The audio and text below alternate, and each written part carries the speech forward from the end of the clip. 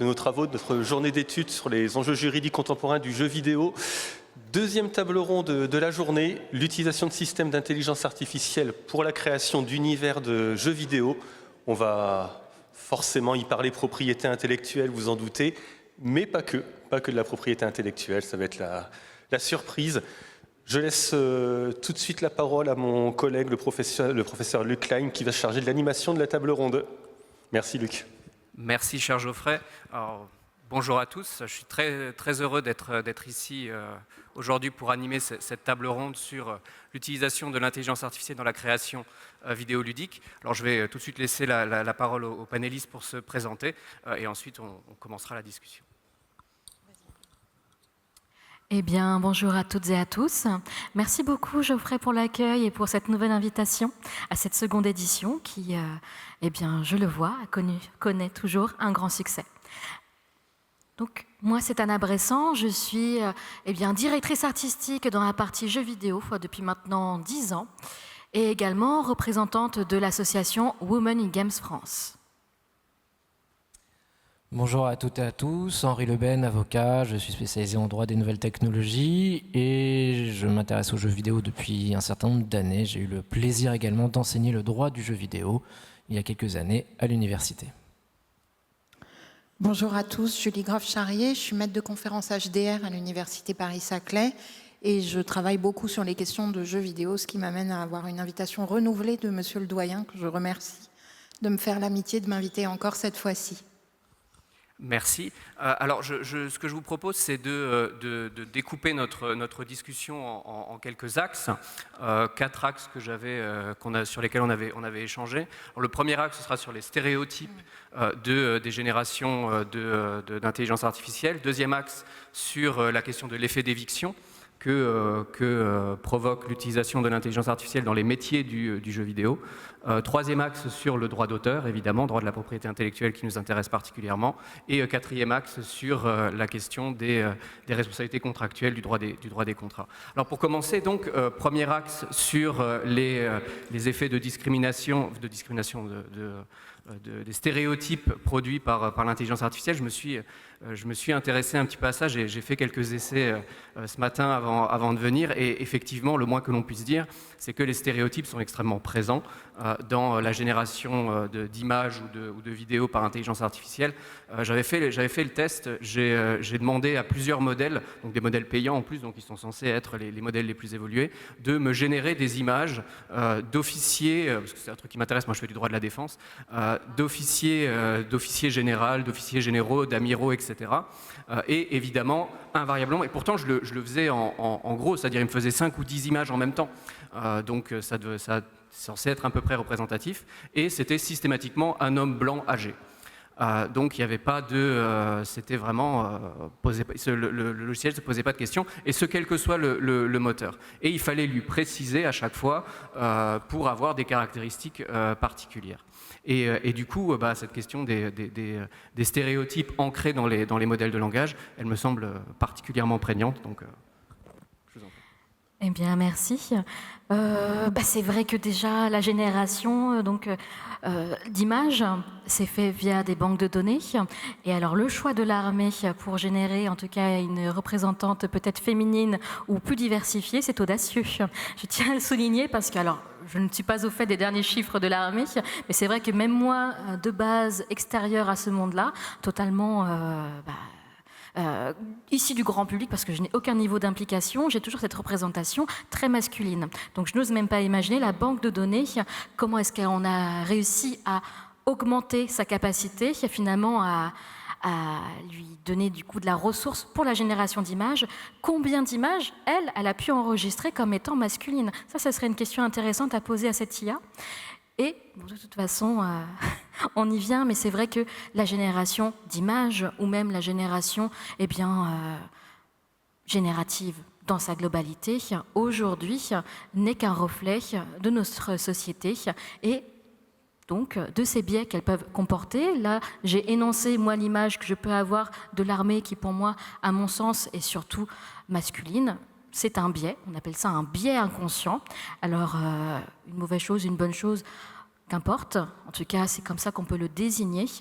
Maintenant, si demain, je veux représenter effectivement, pour reprendre cet exemple, un sous-officier féminin et en maillot de bain, là, a priori, je tombe plutôt dans quelque chose qui va faire appel à des images sexistes, parce qu'on peut avoir des représentations donc caricaturales. Je grossis le trait, mais en tout cas, la génération d'images aujourd'hui, c'est beaucoup de choses qui ont été données ou reprises des réseaux sociaux. Et vous n'êtes pas sans savoir aussi que les réseaux sociaux eux-mêmes vont publiciter du contenu clivant, qui peut être stéréotypé et tout du moins, pas forcément le plus représentatif de la société dans son ensemble. Et je vous laisserai peut-être compléter parce que moi, je peux me prononcer sur la partie direction artistique dans les jeux vidéo, où là également, vous avez un manque de représentation diversifiée au sein des personnages.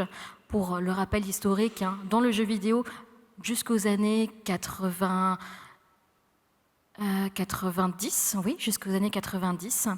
En termes de représentation, le premier personnage féminin anthropomorphe, donc qui reprend c'est grosso modo la première représentation donc anthropomorphe féminine que nous avons eue. Il s'agissait de Mrs. Pac-Man. Voilà. Et puis après, on a pu avoir tout un dérivé de personnages féminins qui ont été créés par des hommes pour des hommes, c'est-à-dire Lara Croft qu'on ne présente plus et qui, elle, dans un premier temps, a été hyper sexualisée parce que décrétée plus marketing. Donc, bon, voilà. Et au fur et à mesure des années, on peut constater non seulement une évolution des mentalités dans la société qui a amené à vouloir des représentations plus diversité et surtout plus réalistes dans lesquelles les jeunes filles ont pu s'intégrer. Et ça, c'est quelque chose qu'aujourd'hui, on a un petit peu de mal à retrouver dans la génération d'images où finalement on se cantonne à quelque chose qui est soit publicité, soit qui a été généré, qui est issu de mentalités passées ou même qui finalement n'a pas grand-chose à voir et qui nous font un amalgame de un semblant de résultat qui peut être le plus visible ou en tout cas susceptible de plaire à tout à chacun. Moi, je suis assez d'accord avec ce que vous venez de dire, mais je crois qu'il faut rappeler que l'IA, c'est un outil. C'est-à-dire que y a le principe garbage in, garbage out. Si la source des données n'est pas correcte, ce qui risque de ressortir sera effectivement quelque chose qui n'est pas correct. Donc s'il y a des biais dans ce qu'on rentre, forcément, il y aura des biais dans ce qui sort. Mais à côté de ça, vous avez dit notamment pour Lara Croft que d'un point de vue marketing, l'image de Lara Croft telle qu'on la connaît était plus intéressante. L'arrivée de l'IA ne change rien là-dessus, c'est-à-dire que il y a un premier résultat, il est ce qu'il est, il est évidemment le résultat des bases qui sont exploitées, et après il va y avoir deux autres éléments qui vont être pris en compte. Il va y avoir d'abord l'élément humain, c'est-à-dire quel est ce qui est recherché, quelle est la stratégie qui est recherchée par le studio, comment est-ce que l'image qu'ils ont en face d'eux les satisfait ou pas, d'un point de vue artistique. Est-ce qu'elle est trop marquée par rapport à des stéréotypes ou pas, et c'est quelque chose qu'ils veulent ou qu'ils ne veulent pas. Mais au final, je pense que ce qui va trancher de toute façon, c'est quel est l'objectif économique recherché, et est-ce que l'image qui a été générée correspond à ce qu'on veut, ce qui a été défini ou pas. Et donc, oui, il y a toujours des biais forcément, mais ce qui va trancher, ça reste encore une fois l'humain.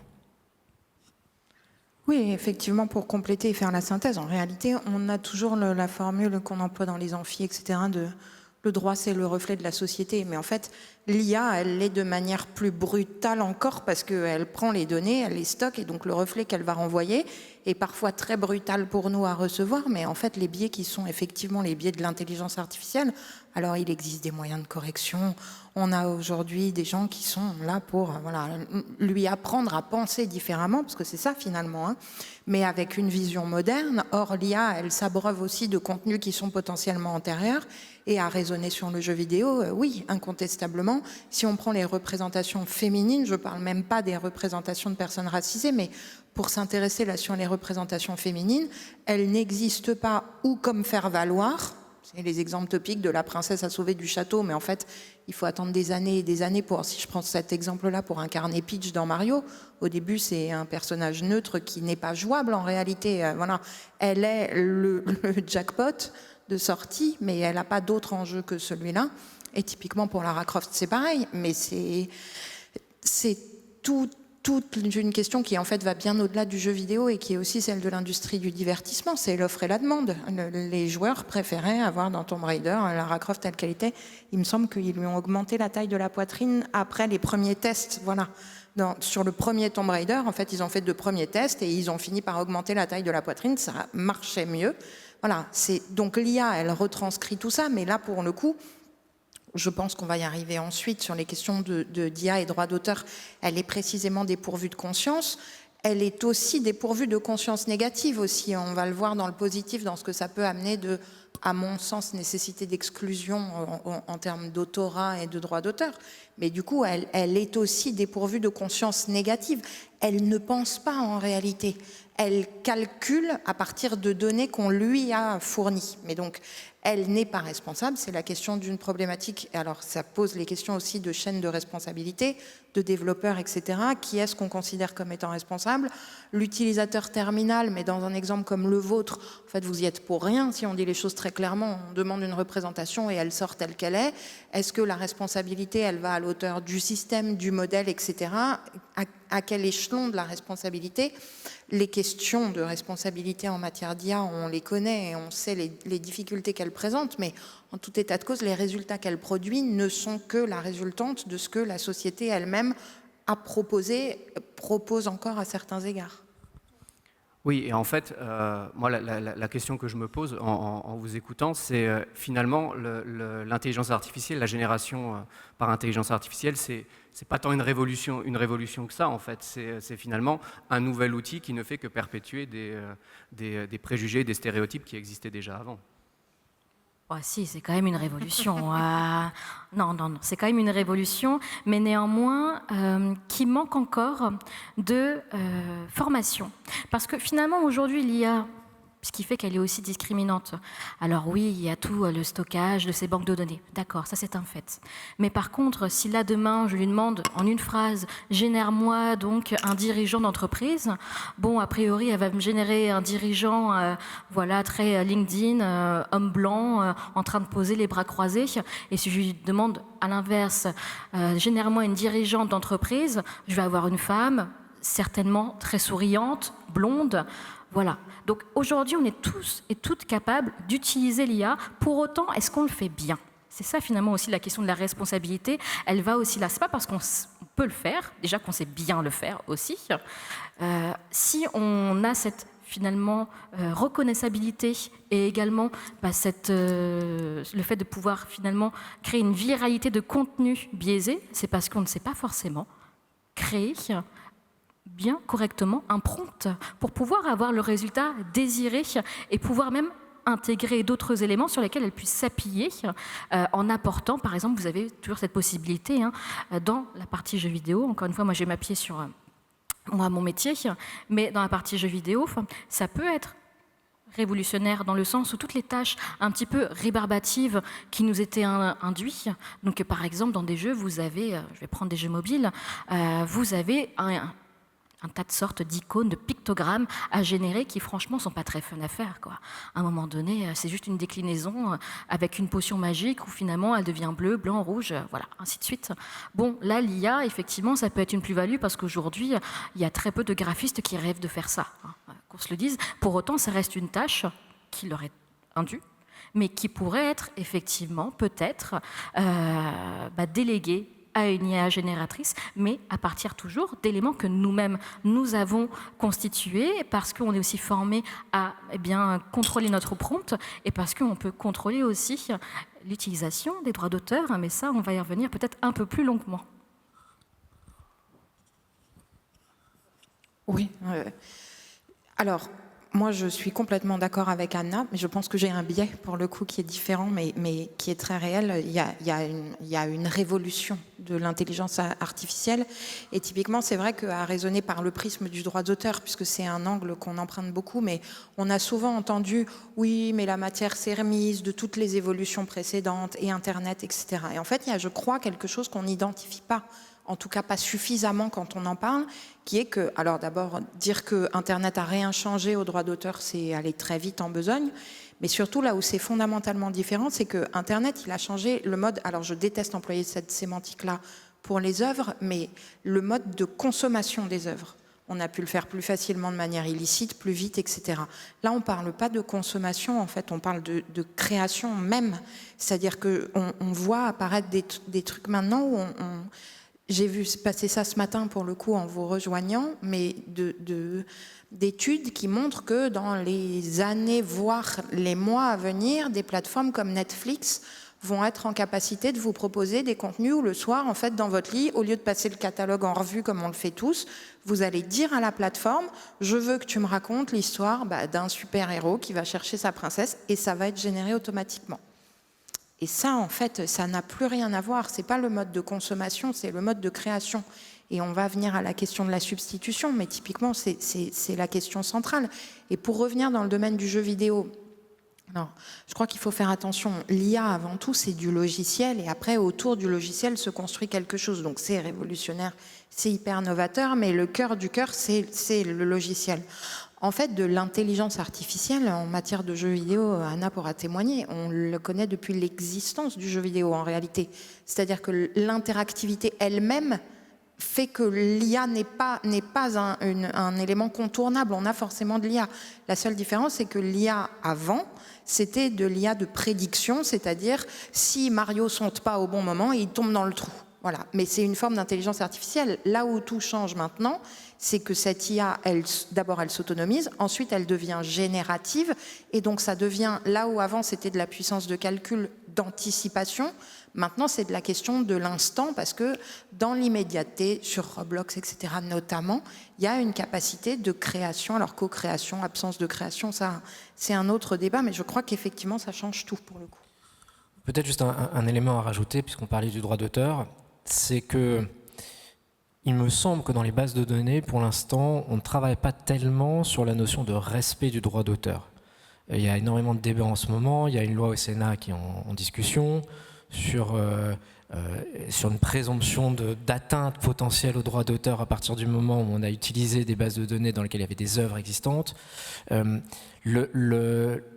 La manière dont on programme, dont on paramètre la constitution de ces bases qui servent à entraîner les IA, je pense que c'est un des éléments principaux. C'est-à-dire que dans l'industrie du jeu vidéo, mais comme dans n'importe quelle industrie, le produit fini va dépendre de la qualité de la base, de la manière dont ça a été entraîné et des règles qu'on a définies. Donc que ça soit sur le respect du droit d'auteur ou sur la lutte contre les billets discriminants, etc., de toute façon, il faut qu'à la base, il y ait eu un travail dessus. Or, on sait que si ce travail a lieu, peut-être que ça va avoir pour conséquence de diminuer la qualité, entre guillemets, de la base, parce que ça limite les œuvres auxquelles elle peut avoir accès. Donc si ça limite la qualité de la base, peut-être qu'on va moins l'utiliser, et du coup ça aura moins de succès, etc. Donc malheureusement tout est lié, et vous avez dit ce qui est le cœur de l'IA, c'est du logiciel. Je pense qu'il faut qu'on arrive à progresser en disant non, le cœur de l'IA, c'est pas du logiciel, mais c'est l'humain. Et c'est parce que c'est un outil formidable, c'est une révolution, c'est clairement une révolution, mais il faut se garder de trop lui donner d'autonomie et vraiment garder le contrôle dessus. Oui, en fait, ce que je voulais dire quand je dis c'est pas une révolution, c'est que finalement, en fait, l'humain est toujours derrière, et c'est lui qui a la main, et c'est lui qui écrit le prompt. Et pour reprendre mon exemple, j'ai essayé, si je lui demande de générer une image d'une officier générale femme, l'IA y arrive sans problème. Après, le problème, c'est qu'effectivement, ce sera systématiquement une personne blanche et pas une personne racisée. Mais si à chaque fois on lui précise, la génération d'images est tout aussi satisfaisante. Donc finalement, le problème n'est pas tant le modèle en lui-même que la manière dont les prompts sont rédigés, quoi. Alors, du coup, si on peut, il y avait une autre question que je me posais, on l'a un petit peu esquissé, c'est, vous avez parlé de tâches, des tâches qui sont rébarbatives et que l'intelligence artificielle peut prendre en charge de manière plus efficace, plus efficiente. Du coup, ça pose la question de l'insertion dans le domaine professionnel. Et ce que l'on voit dans pas mal de secteurs, c'est que l'intelligence artificielle générative prend la place des juniors et des stagiaires. Est-ce que dans le domaine du jeu vidéo, qui en plus connaît une crise en lui-même, le domaine du jeu vidéo connaît une crise en ce moment, est-ce que c'est une menace comme une autre, ou est-ce que là on touche vraiment à quelque chose qui potentiellement va remettre en question toute l'organisation elle-même du monde du travail du jeu vidéo? Une nouvelle fois, je parlerai pour mon secteur et moi, la vision que je peux en avoir de par les petits studios indépendants et également les grandes entreprises, Ubisoft, Dontnod, Quantic Dream, etc. Alors, pour les petits studios, c'est vrai que ça peut faire la différence aujourd'hui, l'utilisation de l'intelligence artificielle. Pourquoi? Parce que finalement, elles-mêmes sont largement dépendantes des subventions et également, bien donc, au global, des forces vives qu'elles peuvent réussir à investir ou en tout cas réunir autour d'un projet de jeu vidéo sur un court terme. Court terme qui de toute façon ne peut pas excéder une certaine période parce qu'effectivement au niveau de la trésorerie ça ne peut pas suivre. Alors que les grandes entreprises, elles, à l'inverse, elles peuvent s'engager sur plusieurs années et elles n'ont pas recours à l'intelligence artificielle parce qu'elles savent qu'elles sont directement susceptibles d'être exposées à des poursuites judiciaires. Et quand l'État, ce n'est pas légiféré, que ce soit sur la partie donc visuelle, également sur l'audio. Alors là, en ce moment, ça fait grand bruit parce que nos comédiens et comédiennes de doublage sont montés au credo. À savoir qu'il y a toujours aussi un petit peu ce désamour au niveau de l'État et même du grand public sur la partie jeux vidéo qui est largement perçue comme une industrie du divertissement alors que nous sommes aussi une industrie culturelle et créative. Et ça alors que ça fait plus d'une quinzaine d'années que nous dominons largement les revenus en termes d'industrie culturelle et créative. À titre d'exemple, le jeu vidéo, c'est 5,6 milliards d'argent généré en France en 2025, quand la partie du cinéma fait moitié moins de chiffre d'affaires. Mais pour autant, il y a plus de visibilité dans les grands médias sur actuellement ce sujet-là qui va être les comédiennes de doublage au cinéma et un petit peu dans notre sphère du jeu vidéo. Mais en tout cas, toujours pour dire que visuellement, de façon également donc, auditive, et même sur la partie développement, aujourd'hui, c'est une telle facilité de pouvoir demander à une IA de nous générer un code d'entrée de jeu, parce que finalement, quand on crée un jeu, on a toujours cette même problématique. J'ai besoin d'animer un personnage, fais-moi le code. Oui, alors c'est un code simple, mais c'est un code où on arrivera à retrouver la traçabilité du fait qu'il a été réalisé par intelligence artificielle. Donc, ce qu'ont fait les développeurs, et ce qu'on fait toujours, de toute façon, dans tout corps de métier, c'est qu'on garde un petit peu nos bases, et puis après, on les itère. C'est ce qu'on fait, et c'est ce qu'on est toujours dans l'obligation de faire pour les grandes entreprises, parce qu'elles savent qu'elles peuvent être donc assujetties à des poursuites, et encore plus, elles peuvent aussi être disqualifiées dans certaines cérémonies de remise de prix, qu'on a pu voir lors des Game Awards, et donc là, ça touche à l'aspect réputationnel. Pour les petits studios indés, on considère qu'on est un peu plus souple, mais néanmoins, il y a aussi une tendance, bien évidemment, et on n'est pas épargné, à finalement s'insurger par rapport à l'utilisation de cette IA qui, eh bien, la peur est justifiée pour certains métiers plus que d'autres, la perspective d'avoir finalement une perte de sa profession. Donc, il y a une mouvance qui est fondamentalement contre, que ce soit dans n'importe quelle taille d'entreprise, et une autre qui l'utilise, mais véritablement en essayant à chaque fois de le prendre comme base, mais jamais de l'intégrer complètement avec le rendu premier réalisé. De manière générale, aujourd'hui, l'IA est... Si vous regardez une publicité à la télévision, pour n'importe quel produit, même si c'est un robot cuiseur ménager, on va vous mettre produit avec de l'IA, bénéficier des dernières innovations de l'IA dans notre friteuse. Il y en a partout. Et donc, a fortiori pour des industries comme le jeu vidéo, évidemment qu'il y a de l'IA, Il y a effectivement une crainte dans certains studios de se retrouver avec des produits qui sont générés, qui seraient susceptibles d'être qualifiés de contrefaisants, et donc une très très grande prudence là-dessus. Mais les technologies étant telles aujourd'hui que c'est impossible de ne pas utiliser de l'IA. Et la conséquence pour les stagiaires, les juniors, etc., alors ça, il faudrait demander vraiment notamment à ces grands studios et au département RH de ces grands studios, mais il y a plusieurs choses qui arrivent en même temps.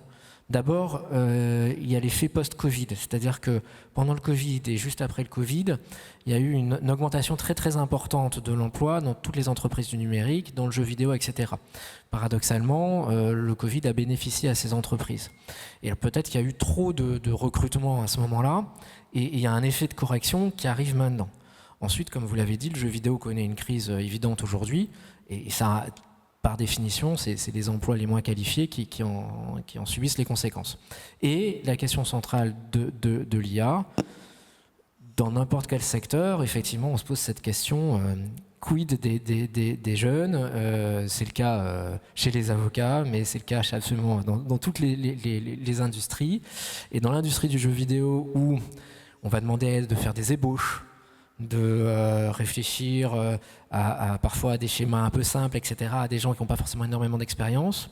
La tentation de les remplacer par des IA qui vont travailler plus rapidement, plus efficacement, et sur du matériel qui ne sera pas forcément public, parce que c'est plus pour, on va dire, pour aider, pour commencer, pour réfléchir, elle est évidente. Et donc, oui, je pense que l'IA peut avoir des conséquences qui ne sont pas forcément très positives dans un premier temps, pour les personnes qui arrivent sur le marché du travail.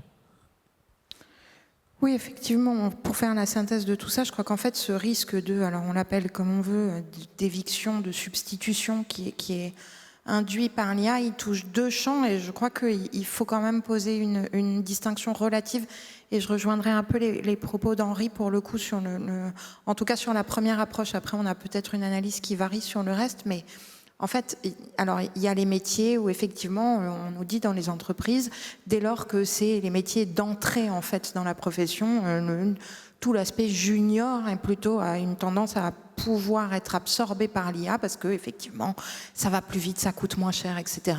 Alors il y a quand même une question à se poser, qui est en fait comment est-ce que je deviens senior si je peux pas être junior dans un premier temps? Et ça va arriver relativement vite en fait. C'est-à-dire qu'on a déjà dans des entreprises, alors en dehors de questions de droit d'auteur, mais des seniors plus qui nous disent moi, si j'ai plus personne à former demain, qui est-ce qui prend ma place quand moi je ne serai plus là? Donc, il y a des entreprises qui commencent déjà à être méfiantes et à reprendre des juniors, ou en tout cas pas à tout reposer sur l'IA, en se disant il nous en faut quand même un peu. Alors, ça réduira sans doute le champ, mais je ne suis pas sûre qu'il y aura une éviction totale. C'est pas pour autant que c'est souhaitable, mais je pense qu'on peut ménager les deux. Et par ailleurs, effectivement, sur ces tâches-là qui sont des tâches de junior, il y a aussi, et là je reprends les propos d'Anna, il y a aussi un truc très fort, et c'est un levier, à mon avis, qu'on n'active pas suffisamment, qui est la perception publique, en fait. Et pour l'instant, la perception du public, elle n'est pas hyper favorable à l'IA dans le domaine de la création. Il y a plein de domaines. Enfin, parler de l'IA seule, ça n'a pas tellement de sens. Elle est tellement tentaculaire qu'elle intervient partout. Dans le domaine de la création, typiquement dans le jeu vidéo, effectivement, quand ils s'en rendent compte, les joueurs ne sont pas hyper fans. Et des boîtes qui sont des boîtes quand même qui ont un peu d'ancienneté, un peu de bouteille, comme Capcom, ont fait des déclarations publiques en disant on s'en servira pour les tâches de base, mais on refuse d'intégrer dans nos jeux des éléments qui sont générés par intelligence artificielle. Il y a de la com. Il faut attirer, si on veut préserver alors c'est une question aussi qui à mon avis n'est pas une question juridique en fait, qui est une question citoyenne d'approche civilisationnelle. Est-ce qu'on a envie d'aller voir des films qui sont générés par des IA, écouter de la musique générée par une IA, lire des livres générés par... Le droit répondra dans les deux prismes. Il y a un choix qui est un choix de société, de civilisation à faire. Moi, mon choix, il est vite fait entre la culture humaine et la culture robot. Je ne me pose pas la question. Parce que cette culture-là, encore une fois, c'est joli de le dire en approche Matrix, etc.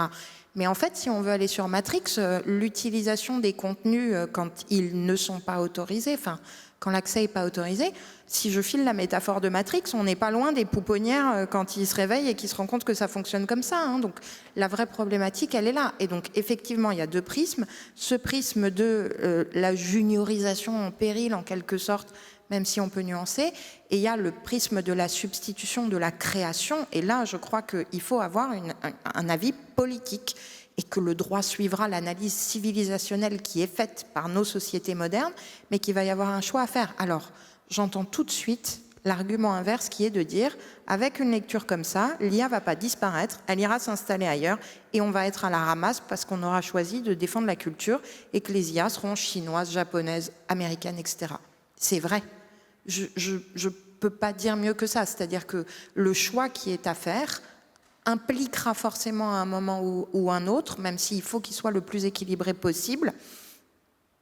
Plus on va valoriser et protéger les droits des titulaires et plus on va imposer de contraintes aux fournisseurs d'IA. Je ne vois pas de solution différente.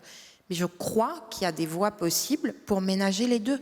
Je ne peux pas croire qu'il n'y ait pas de solution pour ménager les droits des premiers, qui sont des droits légitimes, historiques, séculaires, et qui, encore une fois, ont un vrai sens qui dépasse de très loin le droit, qui ont un sens pour nos sociétés à nous. En fait, post-révolution, pendant la Révolution française, le droit d'auteur, la première consécration, c'est le discours de Le Chapelier avec la plus sacrée des propriétés, etc. Donc, en fait, d'un point de vue de civilisation, c'est ça qu'il s'agit de sauvegarder, en fait, la présence de l'humain.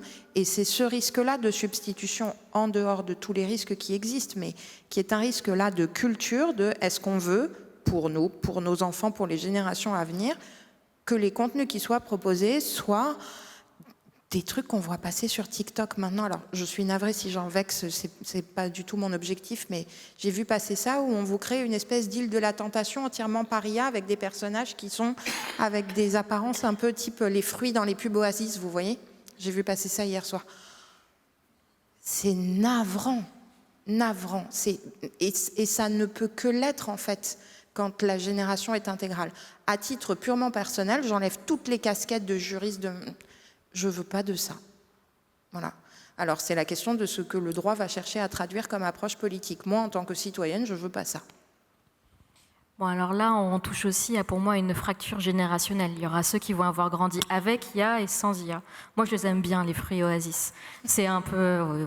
c'est une Madeleine de Proust à moi, quoi. C'est marrant. Mais pour revenir juste sur un point par rapport à la jeunesse, aujourd'hui, en tout cas, il y a un constat qui est fait, c'est au niveau des écoles, parce que j'ai aussi une casquette d'enseignante. Et pour travailler dans différentes écoles privées en France, ce que je constate, et de toute façon, vraiment, moi, je milite pour ça, c'est que dans tous les cas, l'IA, bon, on n'a pas encore statué 100% dessus, d'un point de vue légal. En tout cas, c'est en cours, mais voilà. Pour ne pas se retrouver à la traîne et finalement augmenter aussi ses chances d'intégrer n'importe quelle industrie. Aujourd'hui, ce que les écoles préconisent, c'est elles-mêmes, elles ont intégré dans leur cursus, dans leur formation, des masterclass ou des cours sur l'apprentissage de ces IA pour les comprendre leur fonctionnement et pour également valoriser votre savoir-faire dans les entreprises. Parce que c'est vrai que là maintenant, forcément en abordant ce sujet, je l'ai quand même entendu cet argument-là de bon, est-ce que je prends un stagiaire, est-ce que je prends une IA finalement?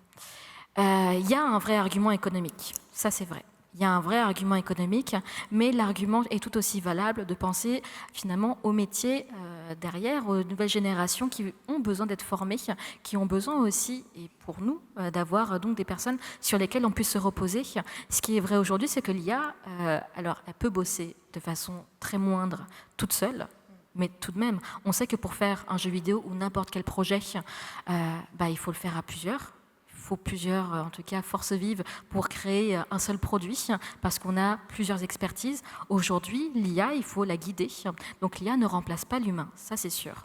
On peut l'intégrer dans un projet, on peut l'intégrer dans une équipe, mais elle a besoin d'être guidée, comme n'importe qui, et elle a besoin d'être, voilà, comment on peut dire, elle a besoin aussi d'être j'allais dire agrémenté, mais c'est pas du tout ça. Mais en tout cas, d'être nourri. Oh, merci. Et pour le coup, le constat aussi qu'on peut en faire aujourd'hui, c'est qu'elle n'arrive pas à créer d'émotion. Elle peut nous créer plein de choses, mais l'émotion n'est pas perceptible dans l'IA. Donc je pense qu'on a encore un petit peu de temps devant nous.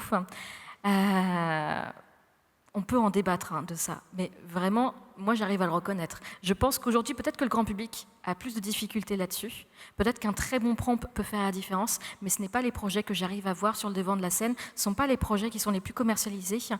Pour autant, c'est bien vrai, malheureusement, dans le secteur du luxe, de la mode et de la publicité, l'IA générative est largement mise en avant aujourd'hui, mais ces secteurs-là, surtout pour la partie mode et luxe, ont toujours été un petit peu dans la controverse, dans le fait de justement jouer sur le clivage. Donc ça ne m'étonne pas du tout qu'ils affichent ces ambitions-là. Pourquoi pas? Parce qu'il faut y aller au culot, parce qu'on veut se démarquer, parce que finalement, c'est des entreprises, encore une fois, qui font partie des industries culturelles et créatives. Donc elles osent, mais force est de constater que vraiment, la réception auprès du public aujourd'hui n'est pas forcément toujours la bonne dans les 3/4 du temps. Merci. Bah oui, effectivement, je pense qu'on a mis le doigt sur un point très important qui est celui de l'effet générationnel. C'est que effectivement, nous, on l'a vu arriver et quand vous dites on n'arrive pas à ressentir des émotions avec l'IA, c'est vrai que moi, c'est aussi un petit peu le sentiment que j'ai, mais d'un autre côté, c'est pas ma génération. Donc peut-être que les jeunes d'aujourd'hui, les adolescents d'aujourd'hui, en fait, ils prendront le pli et ce sera leur nouvelle réalité. Et sur la question toujours des juniors et des stagiaires, finalement, on peut se dire que le métier de développeur va devoir, on pourra plus être simplement développeur, il faudra être en même temps prompt engineer en fait. Et là-dessus, il en sera du jeu vidéo comme de beaucoup d'autres secteurs.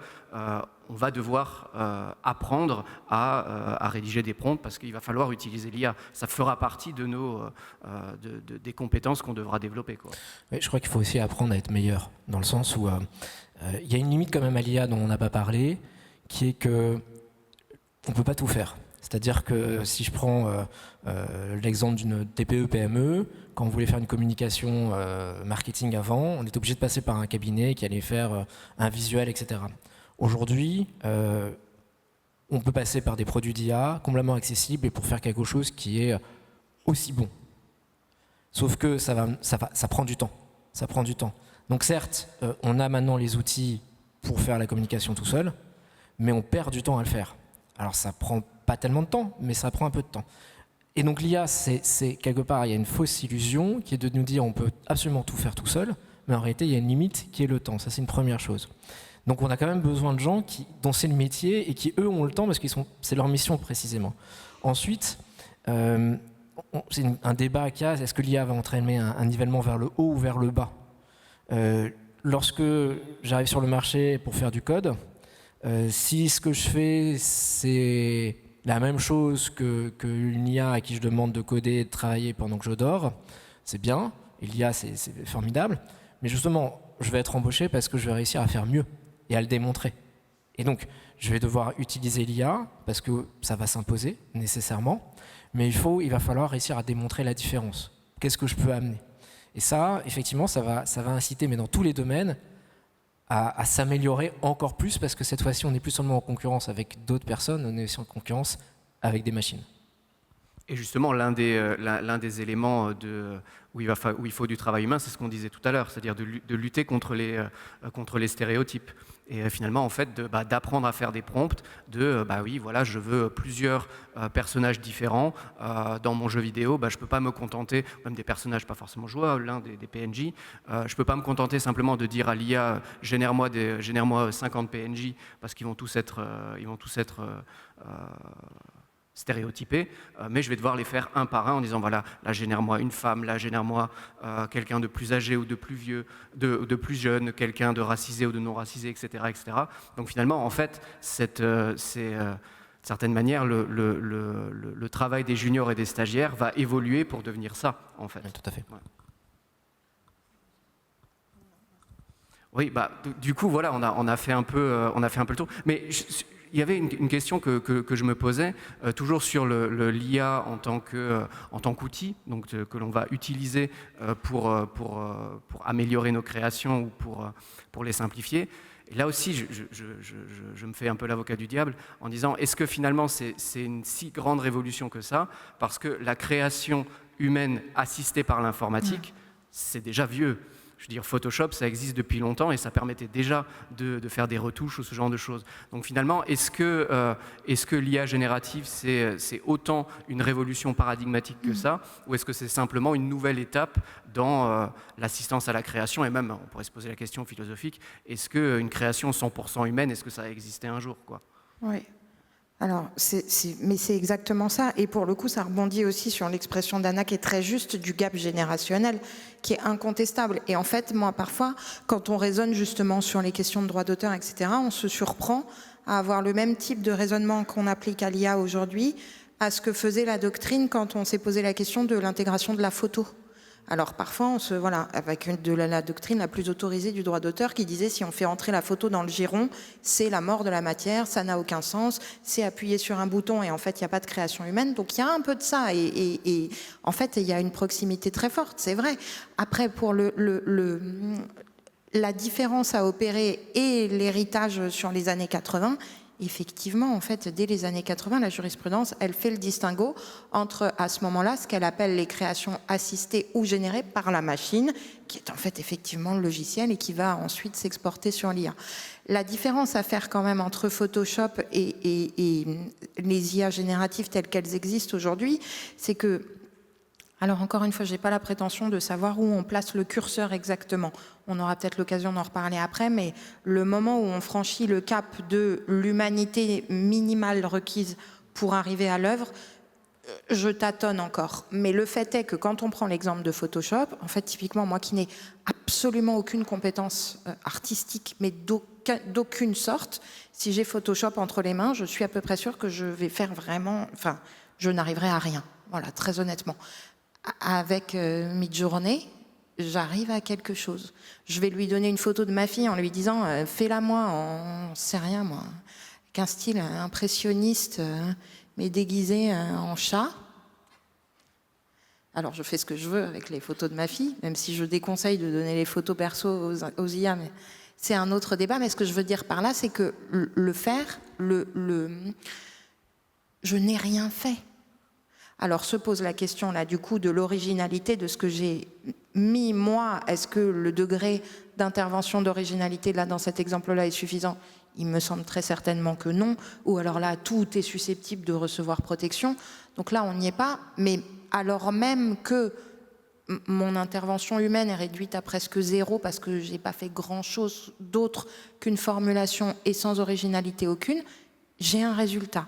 Et en fait, le distinguo énorme avec les logiciels qu'on a toujours eu, et avant Photoshop, Corel, les suites Corel, etc., qui ont toujours existé. Mais en fait, il y a quelque chose d'un peu tacite et je crois de pas très politiquement correct. Je m'avance en le disant, mais on perd aussi avec ces systèmes-là de l'IA, etc., un truc qui faisait quand même l'essence aussi du protégé et qui était une forme de rareté. Aujourd'hui, tout le monde est susceptible de créer. Enfin, je veux dire, on a vu passer par dizaines et dizaines les espèces de poupées sous blister, vous savez, où chacun se faisait sur LinkedIn avec voilà, ces petits trucs un peu totems. Tout le monde le fait. Donc on perd aussi ce qui était l'essence de la création jusqu'à une période relativement récente, même avec les outils techniques développés, qui était une espèce de... Et je le dis encore une fois avec d'autant plus d'humilité que je fais partie de l'immense majorité qui n'a aucun talent artistique. Mais voilà, la création n'était pas possible pour tout le monde, pour plein de raisons. Et je crois qu'on perd un peu ça et que c'est un risque parce que sur un droit qui, par essence, est là pour récompenser, c'est l'essence du droit d'auteur, hein, si tout le monde est susceptible d'être récompensé, il n'y a plus de logique intrinsèque à la récompense aussi. Donc je crois que sur presque une philosophie juridique, le fait de ne pas envisager de protection trop grande sur les créations générées et de vouloir maintenir un curseur vraiment sur l'intervention humaine et la patte humaine avec l'IA s'il faut qu'elle soit là et si elle est là pour accompagner. Ça, évidemment, il ne s'agit pas de l'exclure complètement.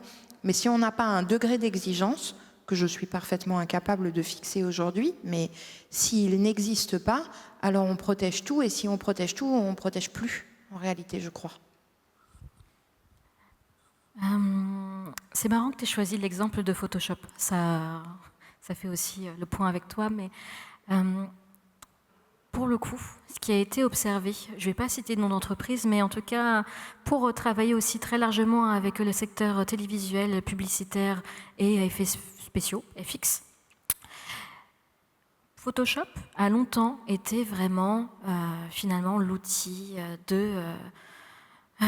qui avait le monopole sur la retouche d'image pendant très longtemps. Et aujourd'hui, dans une entreprise qui auparavant comptait une trentaine finalement de salariés à plein temps dédiés à la retouche d'images sur divers supports, que ce soit donc des images fixes et également des vidéos, maintenant il reste seulement 4 salariés en comptant le chef d'entreprise, le dirigeant. Parce que le gap, il est là. Il est là dans le sens où, avant, il y avait besoin d'avoir une expertise, d'effectivement savoir utiliser les différents outils qui se trouvaient à l'intérieur de Photoshop et de passer du temps sur le resserrage de pores de peau, sur enlever les cernes, sur enlever un double menton. Alors qu'aujourd'hui, en un traitement qui peut être relativement long, et encore quand on parle de relativement long, ça peut vous durer jusqu'à 2-3 minutes en fonction de l'intelligence artificielle que vous utilisez, mais qui est clairement, comparément, incroyablement moindre à finalement quelqu'un qui va y passer 30 minutes, 1 heure. Donc, il y a quand même un rendement qui a été largement amélioré, même si du côté de l'humain, c'est une grande perte, parce qu'on a beaucoup aussi, là on a parlé donc des juniors et des stagiaires qui entrent dans les entreprises, mais moi ce que je trouve cruel et triste aujourd'hui, c'est que je reçois aussi énormément, alors que moi je suis à mon compte, alors là pour vous dire, je n'embauche personne, attention, mais même moi et avec les échos que je peux avoir des professionnels, je reçois aujourd'hui des offres d'embauche de la part de seniors. Donc ça pose quand même aussi un gros problème sur les compétences qui aujourd'hui ne le sont plus aussi nécessaires qu'elles ne l'étaient avant parce qu'ils n'ont pas su. Bon, j'ai pas envie de... Mon tour de phrase n'est pas correct. Mais en tout cas, ce que je conseille, et ce qui était déjà le cas depuis un moment, c'est de pas seulement miser sur une seule expertise, c'est de développer une pluralité d'expertise. Et de toute façon, dans l'industrie du jeu vidéo, c'était déjà valable il y a 10 ans. Le fait de pouvoir venir dans une entreprise grâce à sa seule force d'un portfolio ou d'une première expérience, ça l'était au commencement du jeu vidéo, dans les années 90 jusque dans les années 2000, et puis après, ça s'est professionnalisé largement. Mais je pense qu'il y a un point sur lequel nous ne sommes pas revenus. Effectivement, si tout le monde est un artiste, personne ne l'est vraiment. Mais d'autant plus, comme l'a été donc la photographie après du coup l'art pictural, quelle a été la plus-value de la photographie vous raconte une histoire. Les jeux vidéo, qui sont créés essentiellement grâce à des pattes graphiques, ont non seulement une émotion, mais aussi un storytelling à mettre en avant. Il va avoir donc une vraie plus-value, une vraie mise en avant de par les entreprises pour ce savoir-faire-là, qui est conservé, qui est valorisé, un savoir-faire français, et en tout cas une expertise réelle qui a été donc aussi cultivé et qui sera donc un vrai argument pour moi de mise en avant, et d'autant plus parce que là pour l'instant on n'en parle pas beaucoup, et en tout cas on ne l'a pas encore abordé ce point-là, mais il se pose aussi la question éthique, pas seulement dans l'utilisation des droits d'auteur, mais aussi d'un point de vue écologique. On a une vraie responsabilité aujourd'hui, et on sait que si tout le monde finit par utiliser l'IA, eh ben notre ressource, parce que ça utilise énormément d'eau, ne l'oublions pas, ce sont d'énormes data centers. Déjà que le moteur de recherche, c'était un problème en soi. Quand on a vu que ChatGPT devenait le moteur de recherche par défaut, mais c'est à se demander combien de temps en fait on va pouvoir durer, parce qu'aujourd'hui on n'a pas de réelle étude d'impact sur notre consommation et sur une projection dans l'avenir, mais je pense que non seulement il va avoir cette réglementation des auteurs incessamment sous peu, parce que forcément, à partir du moment où ça touche le porte-monnaie, pas d'une seule personne, mais d'une multitude, oui, il va avoir une légifération, mais le manque de ressources, lui aussi, il est criant. Donc, on va être limité. Je ne sais pas encore quand, mais c'est sûr qu'on va être limité. Oui, juste un mot pour réagir sur cette notion d'œuvre. Est-ce que à partir du moment où on se contente de faire un prompt ou quelques prompts, ça interdit la qualification d'œuvre protégeable par le droit d'auteur? C'est intéressant parce qu'en fait, c'est un débat qu'il y a eu sur le jeu vidéo. Le jeu vidéo, il y a un certain nombre d'années, beaucoup de tribunaux refusaient de lui accorder la protection d'une œuvre intellectuelle. Ils considéraient que ce n'était pas une œuvre intellectuelle au sens du droit d'auteur. Il a fallu attendre l'arrêt Attari, Assemblée plénière de 1986, qui a tranché que c'était une œuvre intellectuelle protégeable par le droit d'auteur. Je vous invite à aller regarder, à aller retrouver l'arrêt, je crois, Mortal Kombat. Vous avez un débat assez intéressant dans lequel les juges expliquent que ça a beau être moche et violent, c'est assez marrant comme wording, il n'empêche, c'est protégeable, malheureusement, c'est ce qui apparaît en filigrane dans la décision, par le droit d'auteur. Et cette question aujourd'hui, elle se pose complètement pour les œuvres générées par IA. Vous avez une première décision importante au niveau des États-Unis qui a tranché que, quelque part, pour qu'une œuvre soit protégeable par le droit d'auteur, il fallait qu'il y ait une véritable participation humaine. Le côté humain devait être absolument primordial. Mais ça apparaît pas dans la loi française. Ça apparaît pas dans la loi française parce que personne, au moment où on a écrit la loi, s'est interrogé en se disant bon, qu'est-ce qui se passe si c'est une machine qui crée l'œuvre. Ça n'existait pas, ce cas de figure. Et la réalité, c'est que c'est pas la machine qui crée l'œuvre. C'est la personne qui la pilote et donc qui définit les prompts. Alors évidemment, je vois certains d'entre vous tiquer, mais la machine a une participation. Mais ce qui va être intéressant, et c'est une question de fait plus qu'une question de droit, c'est quelle est la différenciation qu'une personne est capable d'apporter à l'œuvre qu'il a créée via une IA. Si je prends la même solution d'IA et que je mets deux personnes en face, et même si je leur donne le même prompt à l'origine, en disant voilà ce que vous devez, voilà votre prompt de début, voyons où vous arrivez, est-ce que le résultat sera identique ou pas? Si le résultat est très similaire, là on peut certainement dire que il n'y a pas vraiment ça ne reflète pas, le résultat ne reflète pas la personnalité intellectuelle, la personnalité créatrice de l'auteur, donc ce n'est pas une œuvre protégeable par le droit d'auteur. Si par contre on se rend compte dans les faits qu'on est capable d'arriver à des choses très très différentes parce que les gens réagissent de par leur pouvoir créateur, alors là, ça c'est mon sentiment personnel, ça n'engage que moi, je ne comprends pas pourquoi on devrait leur refuser la protection du droit d'auteur. Peu importe que ça fait quelque part de nous tous des auteurs potentiels. Ça fait de nous tous des auteurs potentiels, mais si j'ai passé du temps, j'ai créé, etc., j'ai un outil qui me facilite la création, qui enfin me permet d'exprimer mon côté créateur, pourquoi est-ce qu'il ne pourrait pas être protégé par le droit d'auteur? Pourquoi? Parce que j'ai pu bénéficier d'un outil exceptionnel, ça me rend inéligible pour la protection des articles L111 et suivants. Oui, moi, il y a une question que je me pose. Alors peut-être que je suis totalement à côté de la plaque, mais est-ce que, de ce point de vue-là, sur tout le monde peut être artiste, ou l'artiste, c'est forcément ce qui fait la valeur d'une œuvre d'art, d'une certaine manière, c'est sa rareté. Est-ce qu'il ne faudrait pas faire une distinction entre l'utilisation récréative de l'IA dans un cadre privé, personnel, et l'utilisation commerciale? Dire que c'est à partir du moment où on essaye de faire de l'argent avec que se pose véritablement le problème. Est-ce que ça peut être un critère pertinent? Alors, c'est hyper intéressant parce que du coup, ça ouvre à d'autres voies. En fait, la particularité du droit français, du droit d'auteur en tout cas, dans notre système à nous, c'est que le droit naît du fait de la protection. Donc, il n'y a pas de dépôt, il n'y a pas de logique comme ça. À la limite, dans un système de dépôt, on pourrait se dire, en fait, le dépôt n'est pas possible, mais une utilisation privée, etc., pose pas de difficulté. À partir du moment où vous dites que le droit naît de la création, en fait, on a de garantie de l'existence du droit, finalement, paradoxalement, qu'au moment où émerge le contentieux et où le juge se prononce. Jusqu'à ce que le juge ait tranché sur l'existence de l'originalité, elle n'est que supposée, alors avec plus ou moins d'intensité en fonction du type d'œuvre, mais elle est que supposée. Là où, effectivement, moi, je crois qu'il faut maintenir aussi un degré, c'est que c'est tout le sens de... la matière en elle-même. C'est-à-dire qu'on protège les créations de forme originale avec la variabilité de la définition de l'originalité. Et avec comme troisième condition, qui est en fait une condition plus en retrait, mais qui devient centrale maintenant, qui est effectivement la condition de l'intervention humaine. Et c'est parce qu'il y a intervention humaine qu'il y a la touche personnelle, l'empreinte de la personnalité, etc.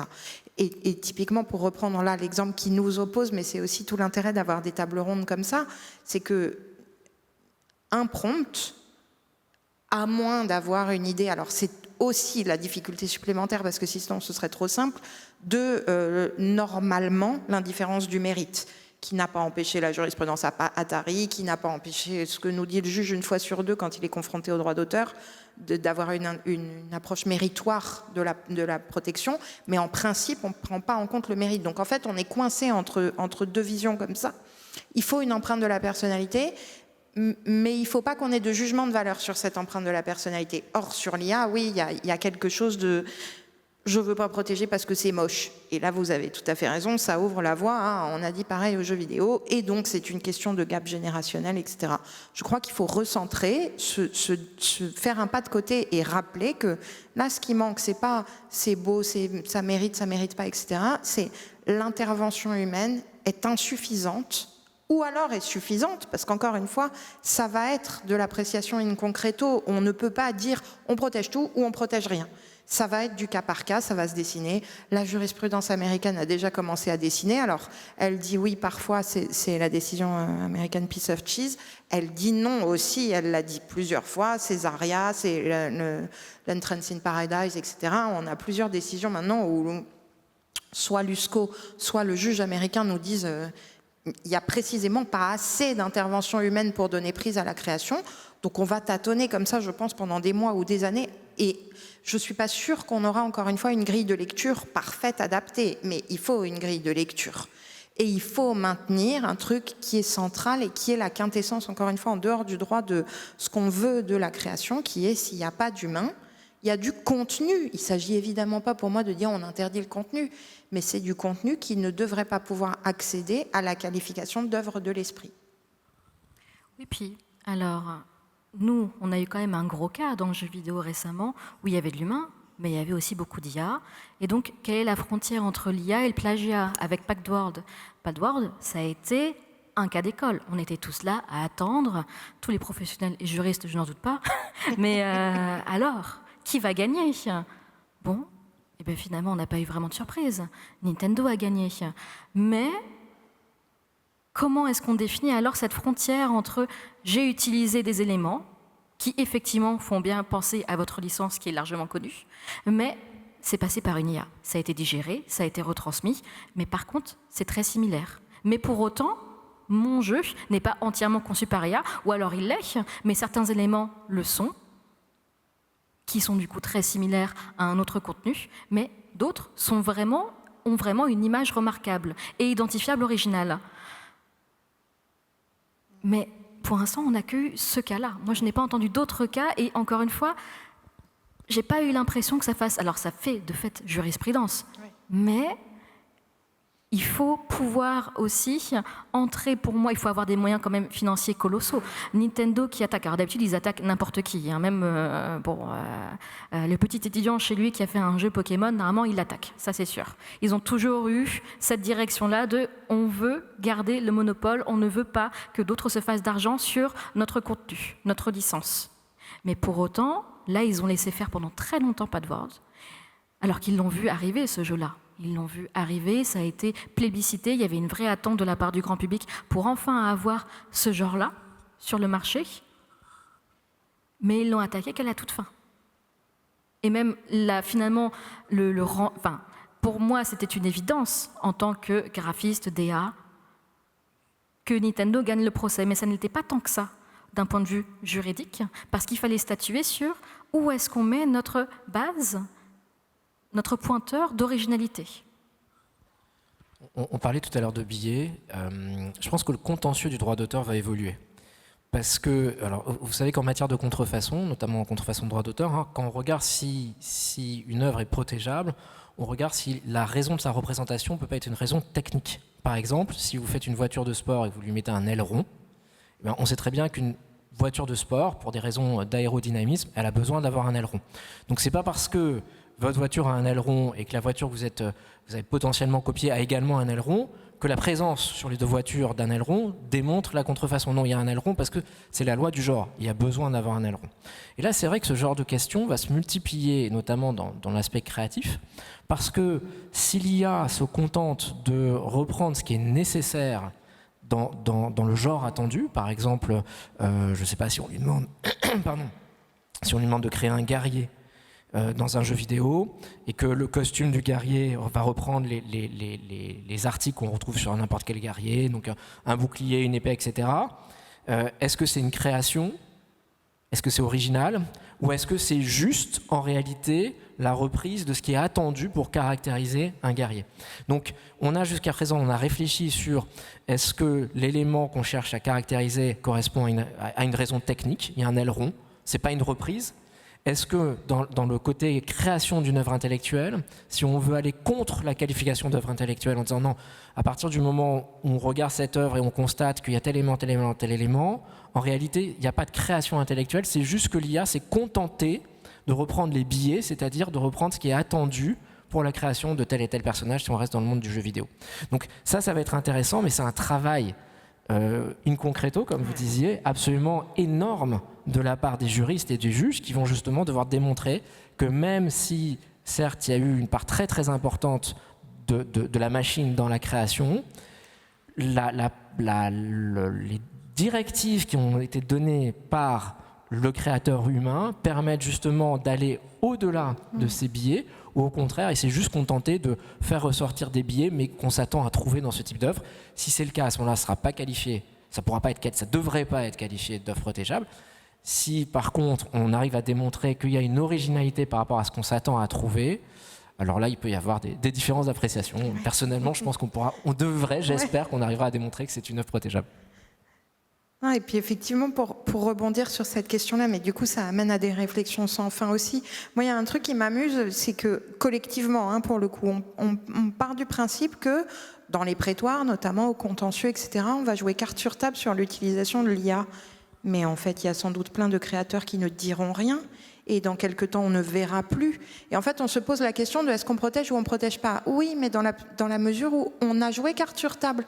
Si moi, demain, j'arrive avec un contenu en disant c'est moi qui l'ai fait, normalement, on n'a pas besoin de prouver devant le juge le processus créatif. Donc, rien ne m'empêche, de manière totalement, d'une grande mauvaise foi, de venir en disant c'est ma création à moi. Et je crois qu'on oublie ce pan-là de la réflexion qui va être absolument centrale parce que, en fait, je ne sais pas comment appeler ça, parce que créateur de contenu, ça existe déjà par ailleurs, mais les utilisateurs qui vont générer du contenu avec de l'IA, quand à la 5e, 10e, 15e fois où le juge va leur dire c'est pas protégeable, j'ai tendance à me dire qu'arrivé au 20e ou au 30e, il y en a un qui va se dire je dis rien. Et personne ne va vérifier.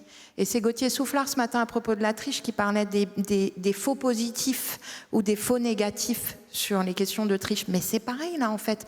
Je ne sais pas si vous avez vu ça. Hachette, la maison d'édition Hachette retire là en urgence un ouvrage d'horreur, je crois, qui s'appelle Shy Girl, parce qu'il y a un soupçon d'utilisation d'IA.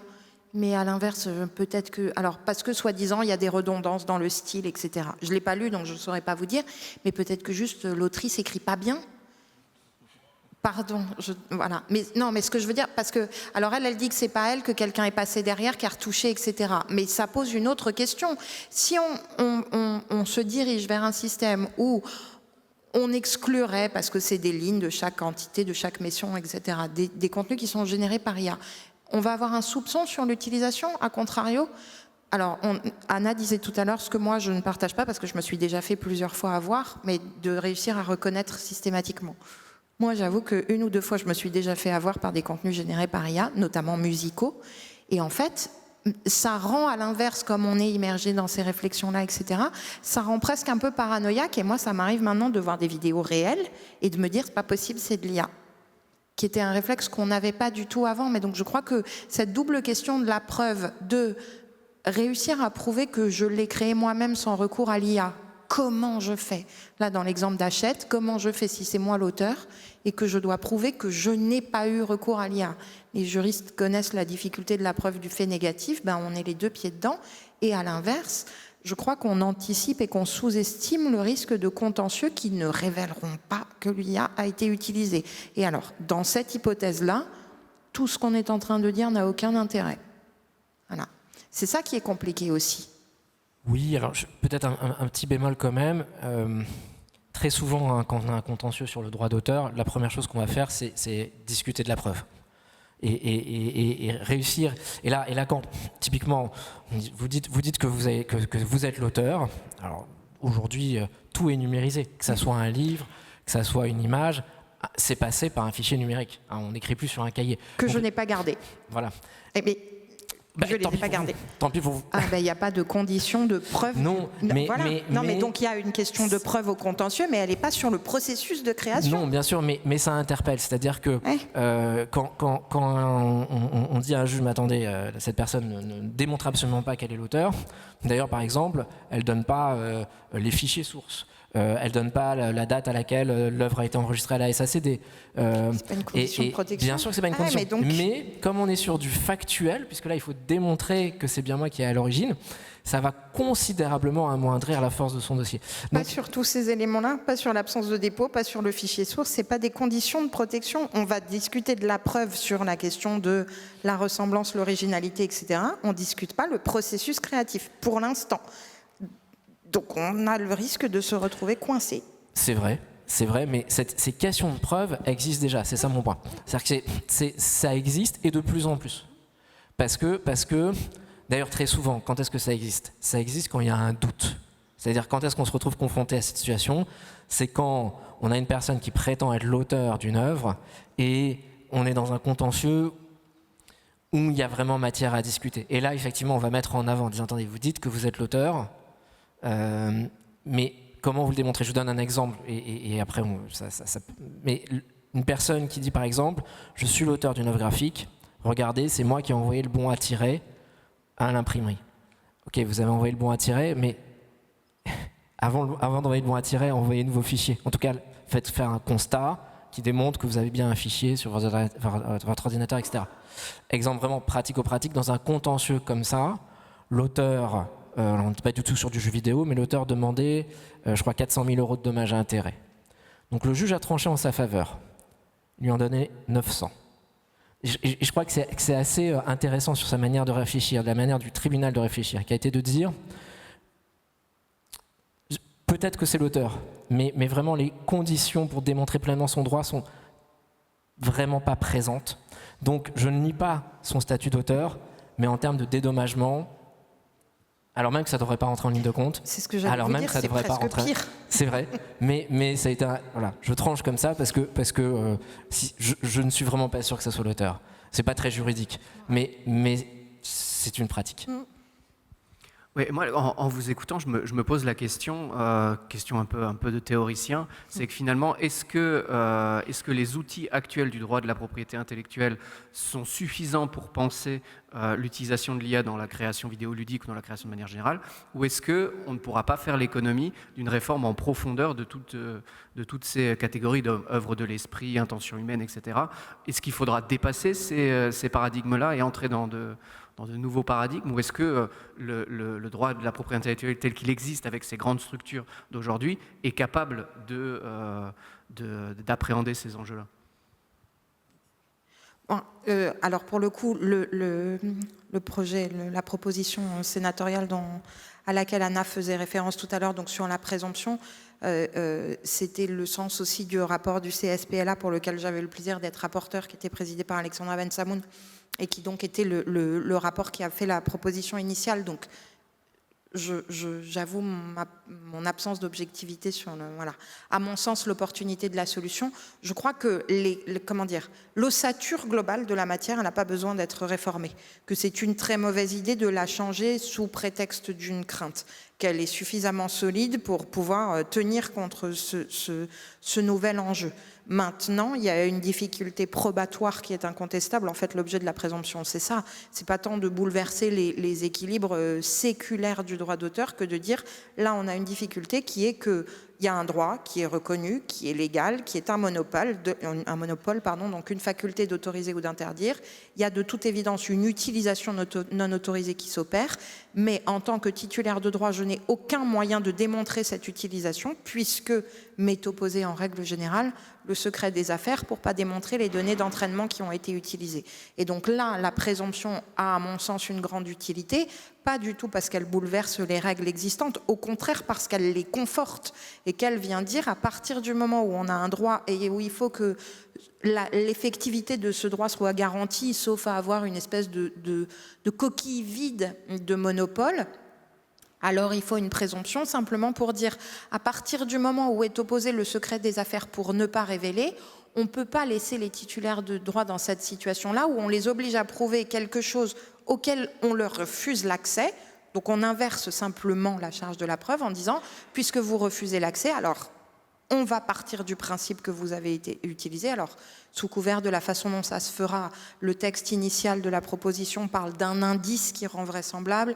L'avis du Conseil d'État il y a 2 jours éclaire un peu cette lecture-là. On verra ce que ça donnera pendant les discussions parlementaires. Mais l'idée, c'est simplement ça, de justement, pas du tout de bouleverser le droit d'auteur, mais au contraire, de conforter une logique historique qui est que, avant toute chose, à la base, fondamentalement, j'ai lu la proposition d'Arthur Mensch sur l'idée d'une licence légale. En fait, avant toute chose, l'idée, c'est la capacité d'autoriser ou d'interdire. Et je crois qu'il faut aussi respecter la vision de certains titulaires de droit, de certains auteurs, de certains artistes-interprètes qui disent « mais moi, et je le dis tel qu'on l'entend, et que ça s'entend parfaitement, pour tout l'or du monde, je ne donne pas l'autorisation de l'utilisation de mes contenus. » Ce n'est pas qu'une question de rémunération. Elle existe bien sûr et elle n'a absolument rien de problématique. En fait, la création, c'est un métier, donc on a le droit d'être rémunéré.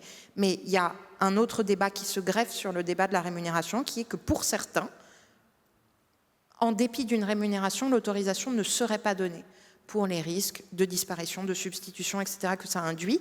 Précisément, le droit d'auteur, il sert aux deux, à garantir la rémunération, mais à garantir avant la rémunération la possibilité aussi de dire « ce sera sans moi ». Et il faut respecter ça aussi, je crois. Donc en fait, si je comprends bien, c'est de partir du principe que le problème, si on applique les grandes structures actuelles, c'est un problème de preuve, et donc du coup, on met en place une présomption, quoi. On a 2 problèmes. On a le problème de la preuve, on a le problème de la notion de création, dont on parlait tout à l'heure. Et oui, je suis assez d'accord sur le... On a une structure du droit d'auteur. Je pense que tous les étudiants de droit qui sont présents ont dû entendre leurs profs leur dire que le génie du droit français, c'est la capacité des codes qui ont été rédigés à englober un maximum de situations. Et normalement, ça devrait pouvoir continuer, mais effectivement, ça peut nécessiter certaines adaptations et certaines lois qui vont venir faciliter le respect des droits des uns et des autres.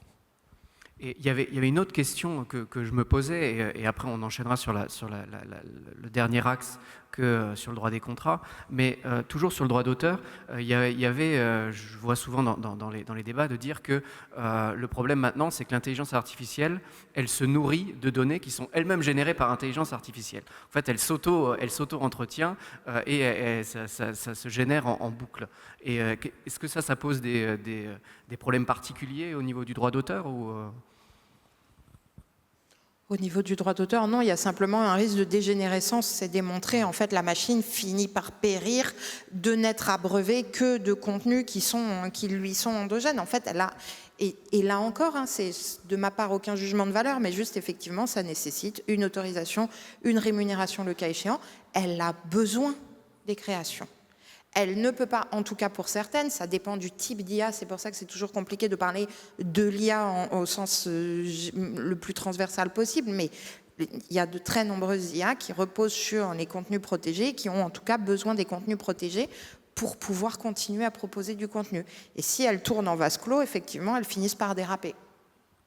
Ça génère un problème de qualité surtout. Oui, c'était aussi ce que je pensais, mais on disait tout à l'heure que les générations maintenant les générations par IA sont d'excellente qualité et sont de plus en plus difficiles à différencier par rapport à des créations humaines. Donc de ce point de vue-là, si l'IA s'auto-entretient, c'est plus forcément une difficulté puisque elle s'auto-entretient à partir de choses qui sont de meilleure qualité. En fait, la question que je me pose derrière, c'est, mettons, je fais un prompt très détaillé, vraiment, c'est un prompt magnifique, ce que je suis absolument incapable de faire évidemment. C'est un prompt magnifique qui génère une image vraiment très particulière, très spécifique, où on voit très clairement une intention. Et cette image-là se retrouve ensuite dans les banques de données qui sont utilisées pour alimenter un autre moteur de génération d'images qui va générer une autre image. Est-ce que moi je peux dire c'est une atteinte à mon droit d'auteur à moi? Si vous êtes auteur. Ça va reposer la question d'origine qui est est-ce qu'il y a eu une intervention humaine suffisante pour vous considérer comme auteur? Si oui, est-ce que l'output, donc la sortie de l'IA à partir de votre image à vous, a suffisamment de ressemblance pour qu'on puisse caractériser la contrefaçon? Dans ce cas-là, oui, mais donc c'est un long chemin pour le coup. Ceci étant dit, dans votre exemple, si le prompt est absolument ultra technique, ultra précis, que vous avez prompté 30 fois pour changer, modifier le résultat, oui, là, il y a des chances qu'on considère que c'est une œuvre de l'esprit. Et du coup, il y aurait pas besoin, là j'avoue, je suis totalement incompétent sur le domaine, mais de changer les catégories du droit d'auteur ou Ça restera une œuvre dérivée. Et on peut faire une œuvre dérivée que si l'auteur d'origine, l'auteur de l'œuvre d'origine a donné son accord. Donc vous êtes confiant en fait dans la solidité des principes du droit d'auteur finalement. Oui. Oui. C'est vrai que ce ne serait pas la première fois où on se retrouve face à une révolution technique présentée comme un changement de paradigme révolutionnaire, tout ça, et que finalement ça peut parfaitement s'intégrer dans les catégories déjà existantes. Moi, je crois que tout ce qui compte là, c'est la volonté politique. C'est ça qui va donner le curseur. Mais le droit a les armes incontestablement. Et du coup, si on a encore un petit peu de... Voilà, juste 5 minutes sur le tout dernier axe que nous avions dégagé au préalable de cet échange, c'est sur les questions des relations contractuelles, où vous aviez soulevé que dans les chaînes de contrats qui lient les acteurs du jeu vidéo les uns aux autres, que l'utilisation de l'intelligence artificielle pouvait poser des difficultés sur comment est-ce qu'on l'intègre dans les contrats et quelles sont les responsabilités qui sont endossées suite à ça. Oui, il y a une peur notamment, je crois qu'on en parlait tout à l'heure, sur les grands éditeurs, les grands studios, de se retrouver avec des œuvres qui ont été, dès le début, façonnées avec de l'IA, sans l'autorisation des auteurs d'origine. Et donc, la question, c'est comment est-ce qu'on s'assure que ce qu'on va produire, ce qu'on va développer, est vraiment une œuvre originale, et qu'on a l'intégralité des droits. Dans une chaîne de contrats dans le jeu vidéo, vous avez le contrat entre l'éditeur et le studio, entre le studio et un certain nombre de sous-traitants, mais vous avez une clause qui va apparaître systématiquement, qui est la garantie que vous avez bien tous les droits sur les créations pour lesquelles vous cédez la propriété intellectuelle. Alors c'est évident que si vous avez des clauses qui sont rédigées de manière extrêmement forte, mais qu'à l'origine vous avez un directeur artistique, quelqu'un qui est chargé du concept du jeu, etc., qui a créé sa première approche, sa première mouture avec de l'intelligence artificielle, en toute bonne foi, pas parce qu'il voulait copier, mais il s'est dit tiens c'est facile, pourquoi est-ce que je m'en priverais, pourquoi est-ce que je m'en passerais? Et donc il crée quelque chose, il arrive avec son game concept, il le montre au directeur artistique, c'est très bien, on part là-dessus, etc. Et puis le jeu, un gros jeu, ça peut être 3, 4, 5 ans parfois, et à la sortie du jeu, on se rend compte qu'en fait, l'œuvre d'origine, enfin l'œuvre qui a servi à tout le développement et à tout le concept, était elle-même très fortement inspirée d'une œuvre préexistante, et manque de peau, c'est l'intelligence artificielle qui a mal fait son boulot d'ailleurs, puisqu'elle n'a pas assez transformé l'œuvre d'origine. Comment est-ce qu'on garantit ça? Et ça c'est très compliqué parce que avoir une clause de garantie entre un éditeur et un studio qui ont des surfaces financières importantes, ça a du sens, parce que si vous êtes attaqué en contrefaçon, vous pouvez attaquer votre co-contractant en disant tu me garantis, puisque je suis poursuivi, donc c'est toi qui payes. Mais si la personne qui est à l'origine, c'est un salarié ou un artiste indépendant qui, lui, évidemment, ne sera pas financièrement en capacité de dédommager l'éditeur, on voit bien qu'on peut avoir un contrat absolument magnifique, mais dans les faits, la clause de garantie ne servira pas à grand-chose. Et donc, il y a effectivement une tendance à imposer à tous les créateurs des clauses de garantie de plus en plus importantes, j'ai envie de dire presque pour leur faire peur, pour les dissuader justement de recourir à l'IA, pour éviter tout problème qui apparaîtrait quelques années après. Et du coup, est-ce qu'une réforme du droit de la propriété intellectuelle pourrait lever ces obstacles-là ou Non, c'est la même idée, c'est-à-dire vous avez qui est à l'origine de la contrefaçon et qui doit garantir. La différence, c'est que la personne qui est à l'origine de la contrefaçon, elle n'en a pas forcément conscience. Parce qu'en matière de contrefaçon, la bonne foi n'est pas une excuse. Vous êtes de bonne foi, vous ne saviez pas que vous copiez. En général, quand on copie, on le sait. Sauf qu'avec l'IA, on n'en a plus forcément conscience. Bien, je vous remercie. On va peut-être passer aux questions, s'il y a des questions dans la salle et sur le chat Twitch. Je sais qu'on a des questions sur le chat.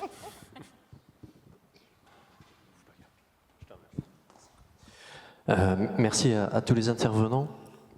J'ai une remarque une remarque très courte, mais ensuite une vraie question. La remarque, c'est sur les stéréotypes. J'ai entendu que dans la conception, on devrait éliminer les stéréotypes. Moi, je ne suis pas d'accord avec ça. Je ne dis pas qu'il faut créer des stéréotypes, qu'il faut réitérer des stéréotypes, mais en fait, l'introduction des stéréotypes, elle fait partie de la liberté de création. Et de toute façon, en voulant lutter contre les stéréotypes, on va créer d'autres stéréotypes. Donc je pense que tout ceci, à terme, va... On vit dans une époque où on s'intéresse énormément à ces questions-là pour des raisons évidentes, mais je pense que ça va se dissiper avec le temps. En revanche, ce qui ressort de vos échanges, c'est le cœur, c'est l'originalité de l'œuvre.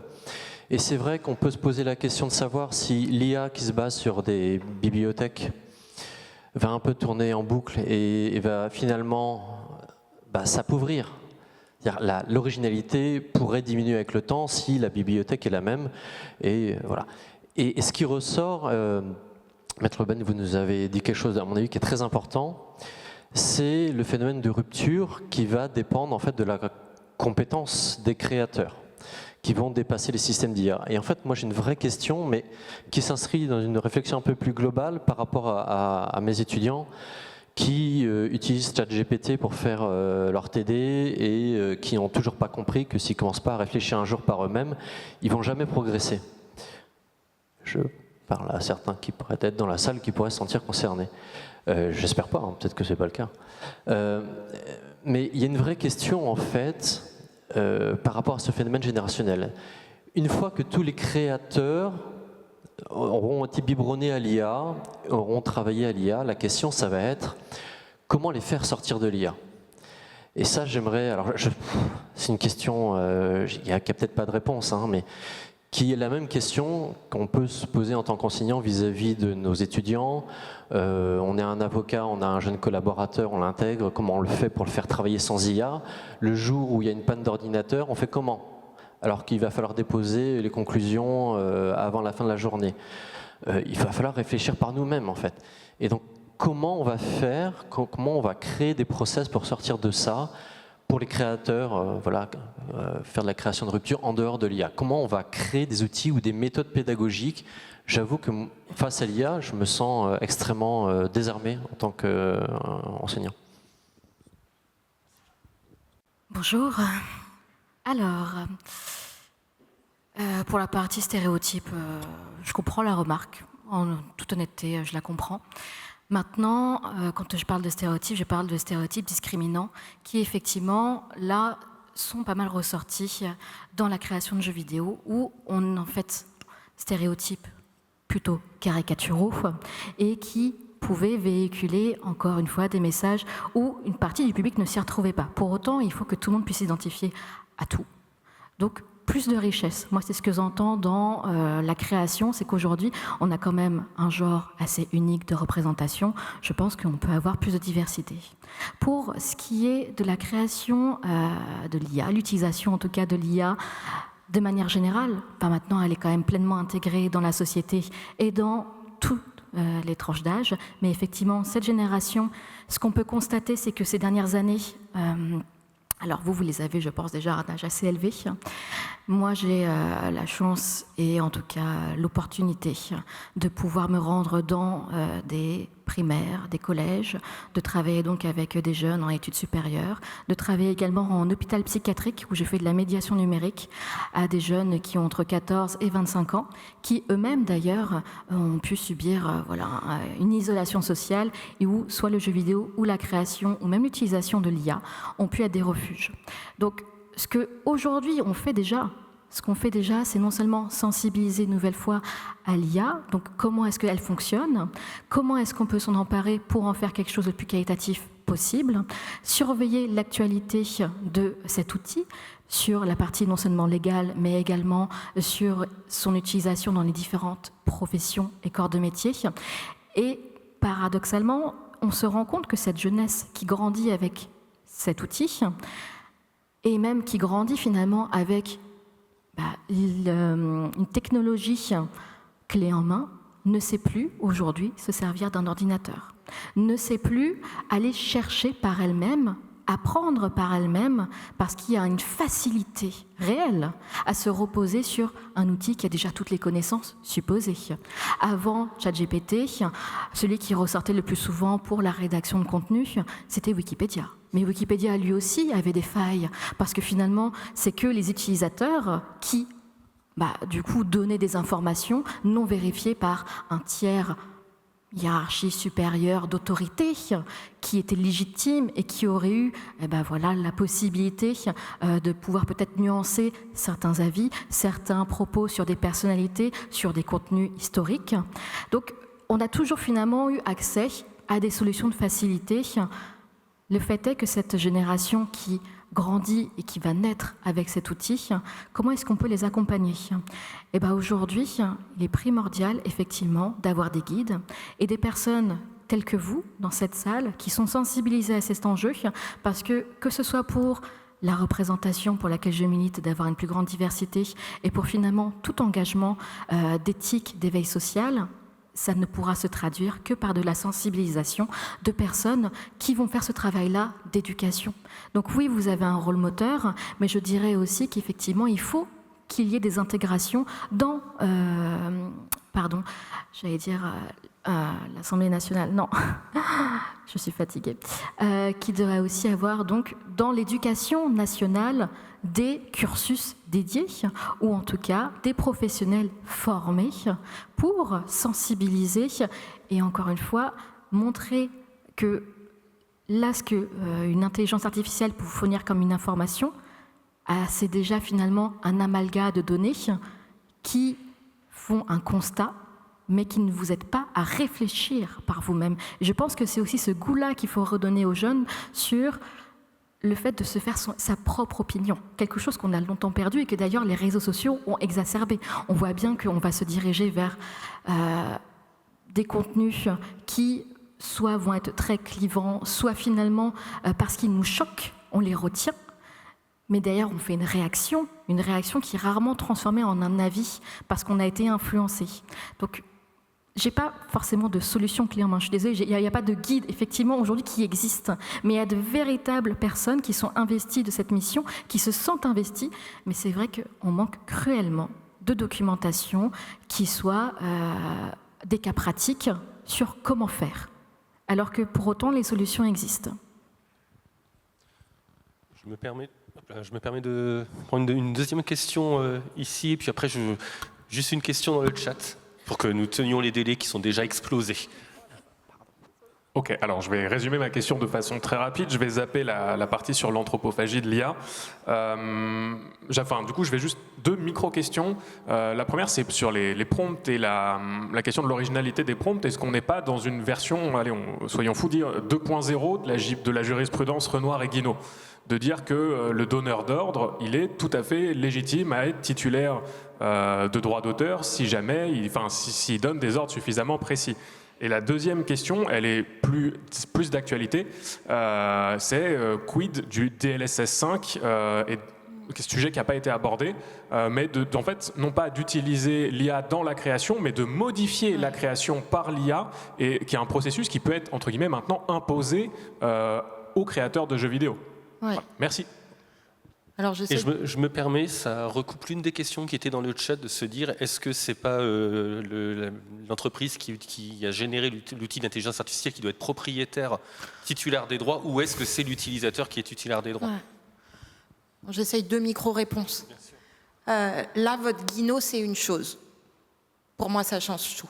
Le Renoir Guinaud, je le vois complètement. Sauf que, donc, en micro-réponse quand même, c'est la jurisprudence où Renoir est mangé par l'arthrite complètement, il ne peut plus tenir un pinceau, et donc il a un de ses élèves, donc Guinaud, qui peint à sa place, et donc il y a une jurisprudence de la Cour de cassation sur le exécution intellectuelle versus exécution matérielle, et finalement ils sont reconnus co-auteurs d'une œuvre de collaboration.